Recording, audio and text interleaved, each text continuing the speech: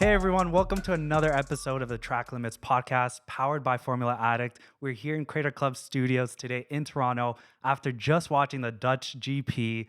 What a race, guys. That was Crazy. That Felt was like a lot. 4 races in one race. Exactly. Situation, We're going to unpack it. I'm joined by my co-host Feven and two special guests here with us, Niru and Sayem.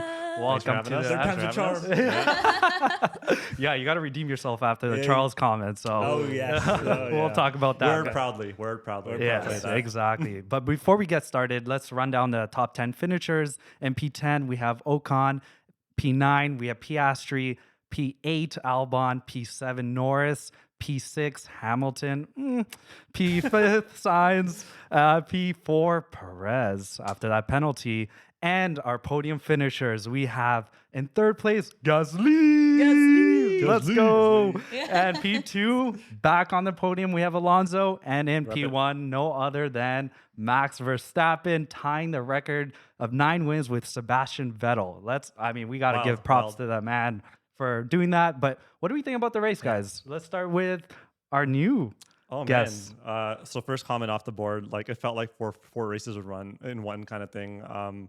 We seeing ourselves coming back from the summer break. I personally took the time to like reflect on how the season was looking and all that. Yep. I don't want to steal Feven's point on Albon, but that's why I chose you. I had big hopes on Albon, but to be truthfully honest, just the stint that McLaren was kind of showing us before we came back from the summer break, high hopes for them, and they kind of came through in practice and qualifying. McLaren had a strong show. You know, it almost felt like they were the true Orange Army at one point, if you want to look at it that way.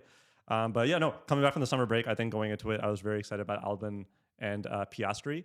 The conditions of the race weren't in their favor today per se, but I think the race was really fun.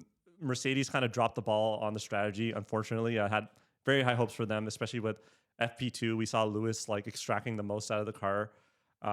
It sucked to see it crumble, but Lewis somehow carried his weight. And then towards the end of the race, around there was a lot going on. How do I even summarize it? This was one of the more entertaining races of the season for me, and like maybe it was the fact that we took a 3 week or 4 weeks. Anyways, it felt like forever. And then coming back into a race, we obviously knew who was going to take P1. There was no question. You know, that first few laps when Checo was ahead, I'm like. There was moments. There were moments. There were moments, and even in the restart, you know, Alonso could really put. You were like, oh, maybe, but no. We all deep down knew. But the amount of overtaking, before the rain came, and then in 62nd or 65th lap when.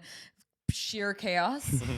And also when Logan Sargeant went into the wall again for the second time this weekend, which is unfortunate for his rookie season. But just there was so much going on throughout the entire race. This is what like drives people back into. If you were about to stop watching F1, this is why you watch it again. Yeah, exactly. Good point. I mean, I think the first 10 laps, the grid order on the left of the graphics were lighting up like a circus, honestly. It was all over the place. I don't think I've ever seen that grid order change so often. I know we knew who was going to win, obviously.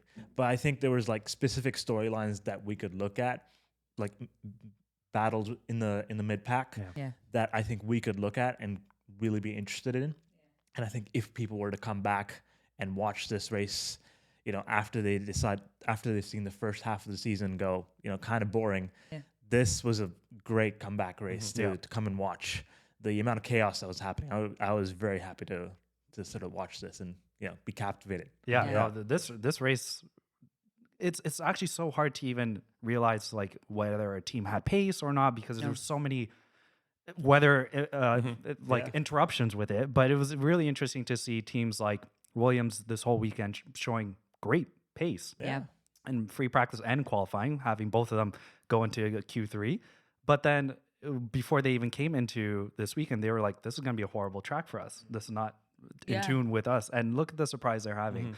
So it comes to mind, I'm very impressed with Williams and James Vowles. His philosophy and his leadership has clearly reflected on this team, and we're seeing it. They're not the worst team anymore. No. They're Remember like those photos of the Williams floors? Yeah. a while ago? Like, you look at the floors, you'd think they wouldn't have a chance, but somehow they're putting it's a show of their strategy at the end of the day. I think it's a true like credit and testament to like the team and the strategy that's coming through. Exactly. And the skill of Albon. I mean, what he's doing in that car, I was saying this earlier when we were watching it, like imagine he was in even a McLaren. Where would he be? Like, I genuinely think he's like, no, he's not underrated. And I think a lot of people are seeing his talent, but like this, he is also the special sauce that's driving the car, that team forward. Yeah. Yeah, I feel like he's finally in the right place at the right time. I feel like the Red Bull seat that he had early on was just at the wrong time, but we knew he had something special, honestly. Yeah. The trajectory almost felt necessary. Like he almost had to have that kind of like story arc of a downfall and learn his realms. He had it in him, and now like it's lovely to see him like coming to his own and wait for the day that he's put in a competitive car. Like, who knows what we'll see. I think can't wait. And he's doing it. He's doing it much similar to what Max is doing, where he's maximizing the crap out of that car. And he's doing the exact same thing with the Williams car, right? So it's super impressive. I know he didn't get driver of the day, which was kind of sad, but Alonso did deserve it. There were a few. I mean, like if you think about the highlights, like Lewis starting P13 and finishing P6, that is in he was itself last place like at one point. At one point he was P19. Obviously, that was half I the think race was through no DRS too. no DRS. Keep that in mind too. Like he obviously the GOAT. But and then we also had GASSSLY, who have held firm for majority of the race in P4, and due to the last minute penalty for speeding by Checo, he ended up getting back on podium. Admittedly, his first podium back since 2021 Baku. Yeah, let's go. Wow, in 2 This years. is a good confidence booster. This is huge. Yeah. I've never been more proud to be a GASSSLY fan. But on the flip side now, what were your biggest letdowns? Niru, let's start with you. I want to kind of go back just briefly because I think I have a very surprising drive of the day. Okay. I think it's the weather. I think the weather gave us the race. Yes, it caused the chaos. But I think letdown, it's tough to say because it was so chaotic, and I don't think there was like a moment where I was like really let down by somebody. There was like brief moments probably where Lewis was like last place potentially. Maybe Guan Yu Zhou, because he was so high up for a bit, and then it kind of just dropped back down. Yeah. But no real like standout letdown people. Yeah. The conditions were so extreme. Like, it's hard to like put it all on one person when the conditions were ever so changing. I want to drive the point home. We talked about this during the race, but when was the last time we saw a race where the conditions were so drastic from beginning to end? Russia comes to mind, where like towards the end Lando lost out because he didn't switch out on tires. Even just looking at not the weekend as a whole, but our qualies was that too. One thing that really stood out with me for qualies was the ever-changing conditions and how it really led down to like scanning the strategy, scanning the weather, and making sure you're optimizing your tires. Like Lewis lost out on Q, like he didn't even make out of Q3 just due to the decision. So this weekend stands out as a mark to me as just a weekend of changing conditions and how your strategy outdoes the changing conditions and how you're best prepared and that kind of stuff. It's not about the driver only. And I feel like sometimes fans only see like the driver or whatever condition like you go into it with whatever setup, and then it's all about the team behind and the calls that are being made. When everybody went on wets, and inters, and Ocon was the only one on wets. I mean, that was such a huge gamble, and he was the only one, and people were side eyeing. But criminal offensive side. Offensive side eye. So there were a lot of interesting like moves that were being made. So to be in the pit wall, actually, I would have loved to have been in the garage and watching this and hearing the commotion. But that was actually my biggest letdown, was every team and their strategy and their engineers, because when we were watching the pits, I don't even think there was one team that actually was prepared for these pits coming in. Max's team. They were prepared. They were every single pit. I'm glad you said Max's every team. single pit. Max's team. I remember guys, when I say Red Bull, I'm referring to the collective Red Bull. If I say Max, I'm just referring to Max's team. Max is on his own. There was a moment, so when Charles first was pitting and they took forever to get the inters out, I had this like phase moment where I was like, is this being shown to me in slow motion? Is this like 60 FPS slowed down? What is going on? They like stumbled over the wing, brought it in, like diagonally inserted it. It was just that happened to mind-blowing Checo me. as well. Yeah. I do have actually a disappointing thing about this race, or like a George Russell. Oh yeah. He started. Where did he start? P2. He's P3. He was projected for podium, as he said on the radio. Words. Last year, he finished on podium in the same race, P2 or P3. I don't recall, but he did. So to have come back, qualifying and podium, and then finish. Did he finish or he finished P18? I don't know. Did he? He had a puncture. He had a puncture at the end, Very last 2 laps. I don't even know if he finished. So either P18, P19. Who cares? Oh, wow. I'm just disappointed Yeah. because he, you know, you started so well, but that goes to show how chaotic this race was. I mean, we were speaking of letdown. I mean, we could talk about Logan Sargeant, but I think it's Don't be too hard on the boy. I think it's too hard. I think we can congratulate him on giving us memes. Yeah. So providing us with memes for the next 3 weeks. Yeah. Him and Charles.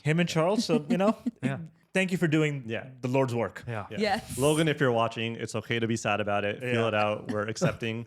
No toxic masculinity up in this space. Feel it out. You'll get back there. Yeah, but off the track, it relates to this. There's contract talks coming at the end of the year. Logan is on the hot seat.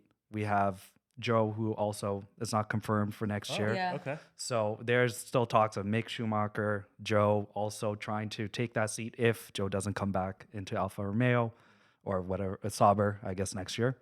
Do we anticipate a lot of shakeups there? What do you guys think? Is he going to stay, or is Logan Sargeant leaving?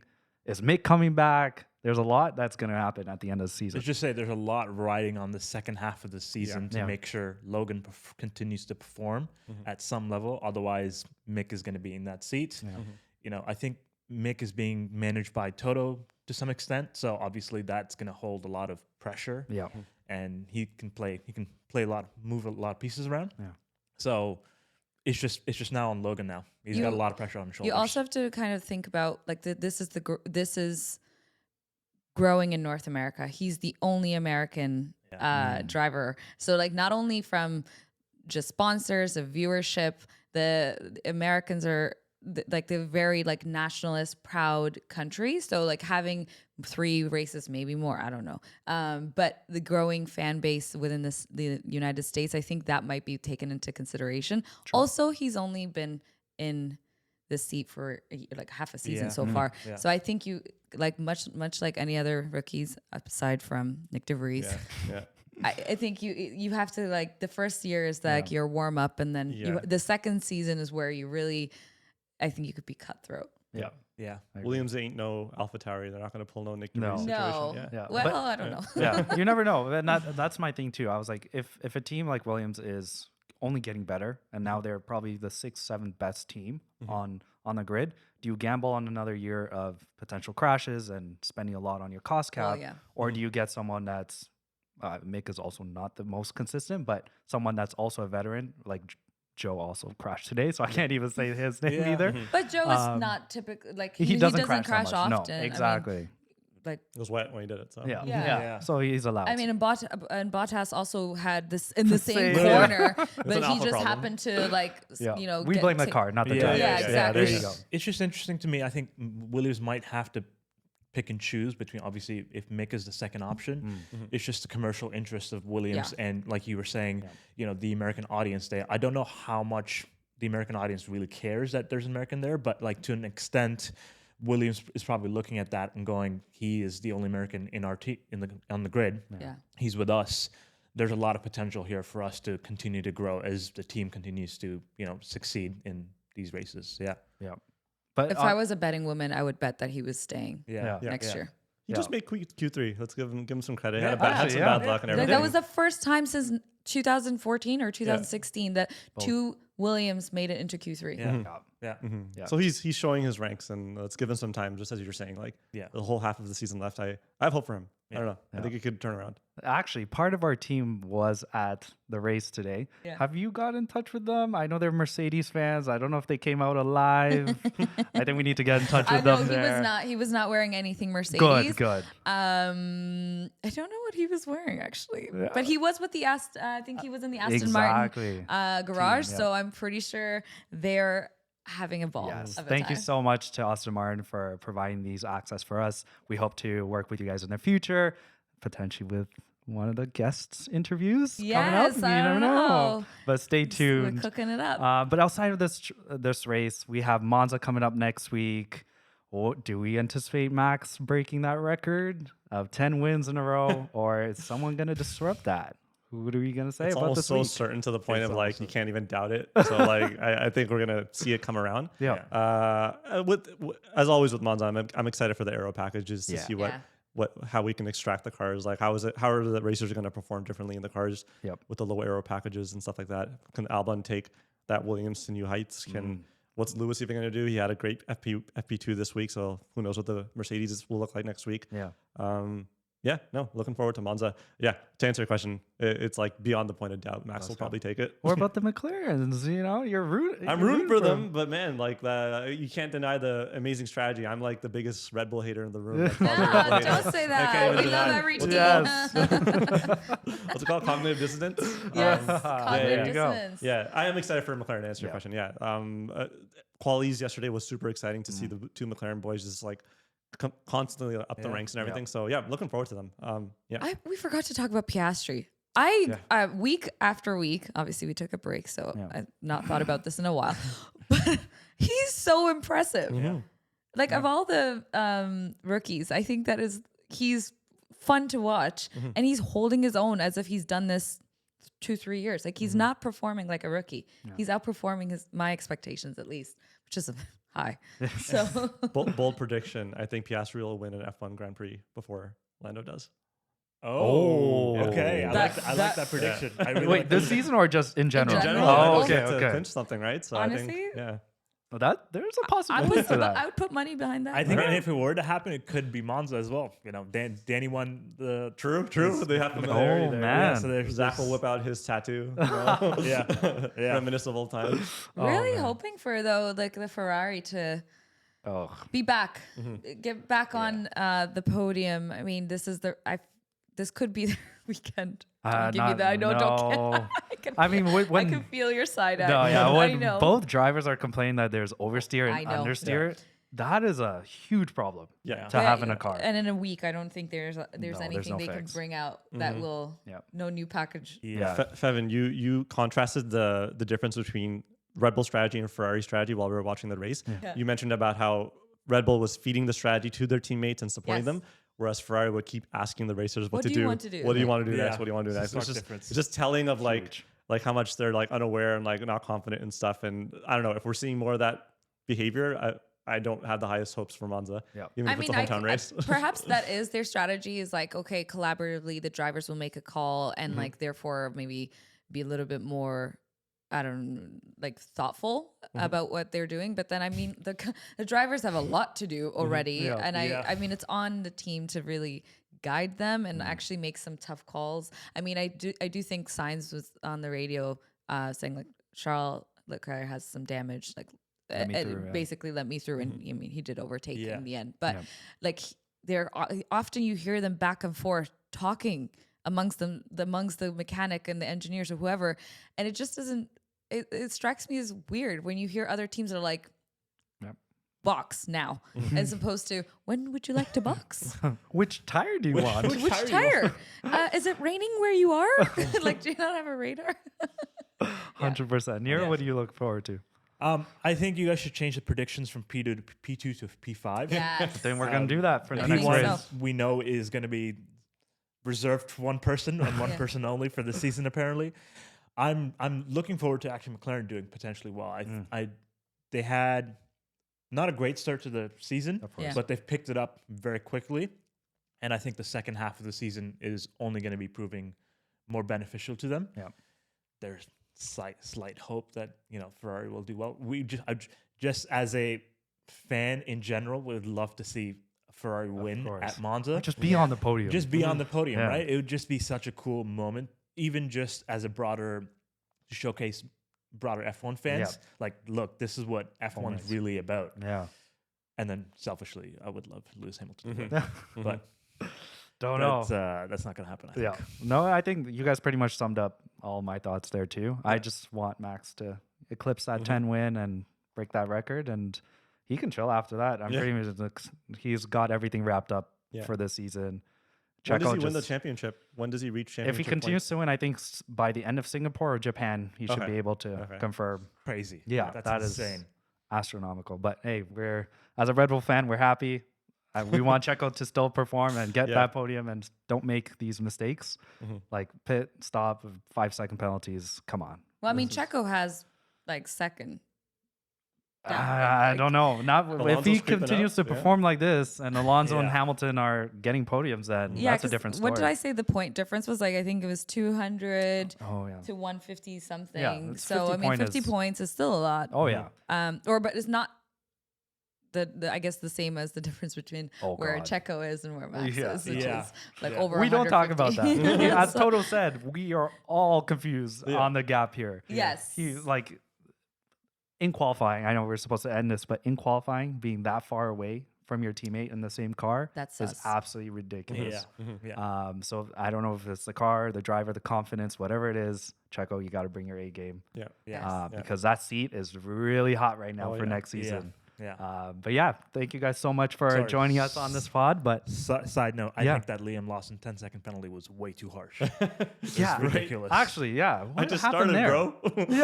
I just got here. Well, We all missed it. well, I think It was for impeding. impeding. Oh, yes, yeah. impeding. But I that don't was think harsh. it ruined anyone else's race. Yeah. Yeah. No. That was a good one. Can I just bring up? It's all part of the Alex Albon appendix timeline. So it started with his He appendix. started it. And We then blame Nick you, DeVries came Albon. in, and then it's all tied down Blame to you. Alex. It's all connected. Alex's Yeah. appendix. Let's put it that way. Albon's like scratches and be like, why me? Oh man. But thank you guys so much for joining us on this pod. Thanks for having me. Yeah, This you guys is were fun. amazing. We look forward to the next race. For everybody, please subscribe, like, comment, do all of the above, and we'll see you on the next one.